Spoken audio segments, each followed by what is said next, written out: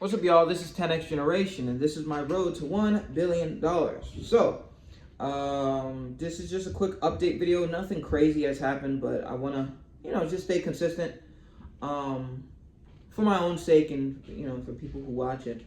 So, I am still working on the other application. I changed the name from TouchSync or whatever I called it, and I'm now calling it Tap Deck. It's a Tap Deck, and if you don't know what that is, it's basically turns your iPhone or phone in general into a controller that you can use for your PC games. So you can customize the controller. And I was thinking about maybe creating some an embedded a device that you can attach to your phone case that gives it some actual physical buttons. So maybe some triggers or something, and selling that maybe sometime in the future.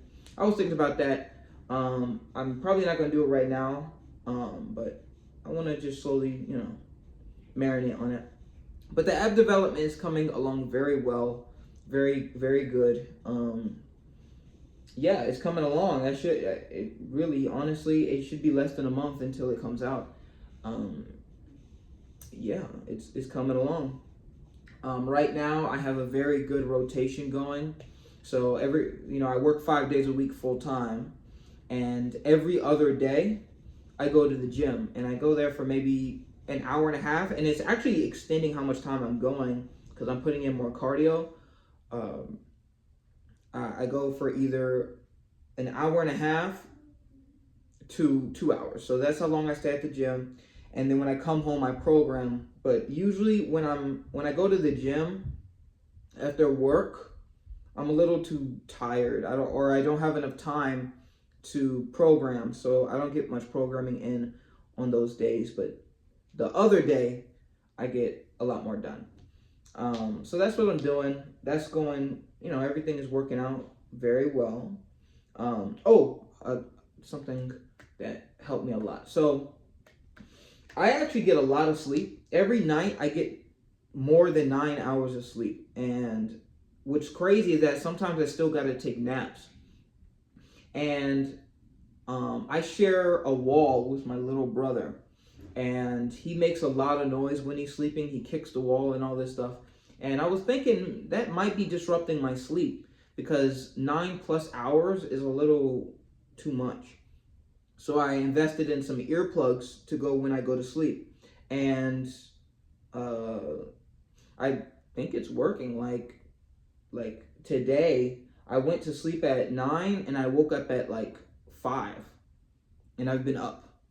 And I feel good. So that's actually pretty significant because if I can get 2 extra hours a day from sleep, that's 14 hours added to my my life, my productivity. So that's a significant bonus. Yeah, and the last thing I want to talk about is just something I'm doing with the extra money I'm having. So I want to, in the future, of course, I want to get a house, and I was looking into that, some starter homes, and looking at how much down payment I'm going to need and how much the mortgage is going to be. And I'm looking forward to all that just so I can plan accordingly. And I've been saving money. But my coworker told me something very interesting. She said that instead of saving a bunch of money, like people will tell you to save, people will tell you to invest. But because I work a government job, actually the government, like my employer invests, like they take money out of my account and invest it for me and for a pension and all this other stuff. So I don't even really have to worry about that. What she was saying is that I should take that money I would be investing or would be saving and put that into paying off my debts as soon as possible. And that's honestly something that I haven't heard before. Like, of course, you hear pay off your credit card, right? I do that. But paying early or paying extra on my car, because I have a car note. I'm paying on my car. instead of paying the minimum amount, I pay as much as possible.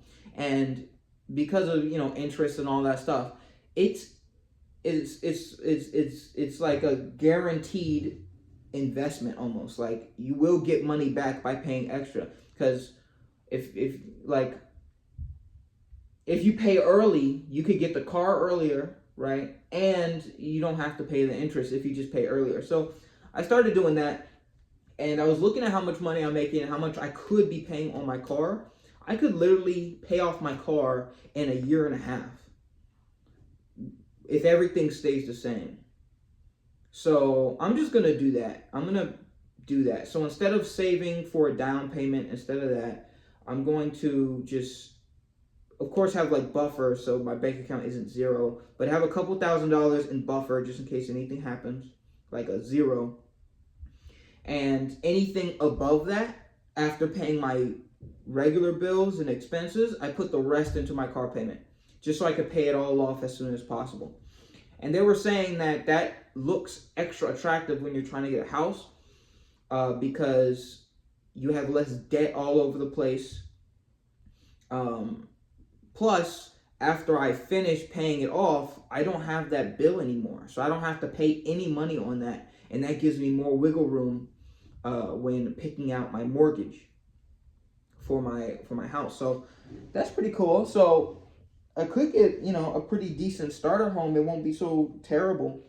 But yeah, that's pretty cool. Plus, here in Georgia, I'm in Georgia, there's this grant program, Georgia's Dream Home Grant, which will put down 6%, right, on your down payment. So, depending on how much the house is, that could be a lot of money. So there are a lot of things, just if I plan right and if I think about it well, and if I'm early enough, I could end up, it could be very fortunate. Let me just say that. It could be very fortunate. So I'm thinking about all of that. But besides that, there really isn't any updates. I'm doing what I need to do. I exercise all the time. I'm doing my programming. I guess dating. But dating just feels so, like,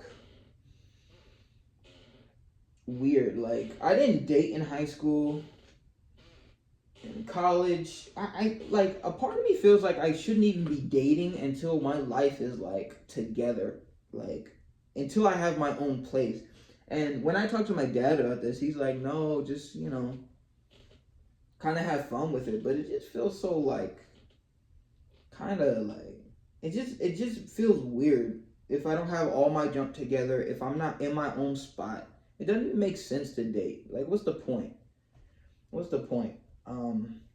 So I ain't even focused on, I'm not even focused on that junk, like, at all. I'm trying to get this money right. I'm trying to get business right.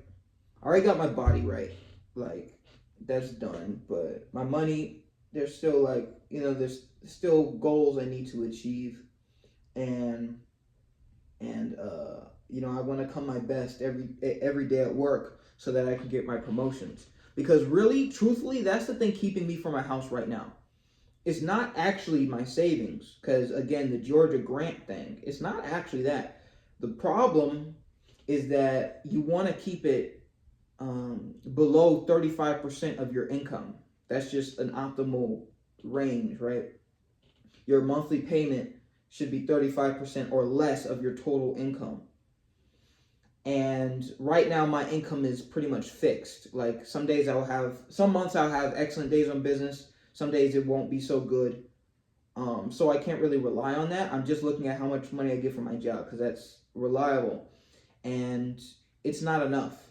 And the only way for it to become enough is if I, of course, get promotions. So that's really the main limiting factor, right? The main reason why I haven't moved out is because my job isn't paying enough.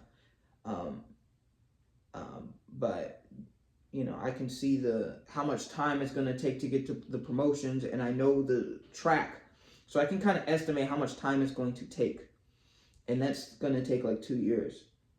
So yeah, I'm just going to project for that, like 2 years. I want to move out into a house. I'm not doing apartments. I'm not doing apartments. I lived out in an apartment in the city. All this money just going every month. And then now what do I have to show for it? Absolutely nothing. Just paying to exist in a place. It's just a waste of money. I'm staying home until I can get a house. So yeah, this one was a little more rambly because I don't really have that much to talk about because things are, now it's just putting in the work, putting in the time. There's nothing really to talk about really. But yeah, that's really it. So thank you all so much for watching. This is 10X Generation, and I'll see you guys next time.